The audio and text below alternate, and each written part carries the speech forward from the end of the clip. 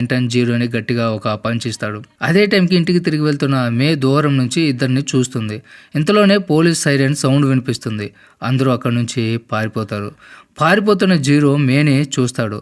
ఆమెను కూడా తనతో పాటు చేయి పట్టుకుని లాక్కెళ్ళిపోతాడు. వాళ్ళంతా కూడా ఒక నిర్మానుష్యమైన ప్రదేశంలో ఆగుతారు. జీరో కోపంతో మే తల మీద ఉన్న బాక్స్ని గట్టిగా లాగి పడేస్తాడు.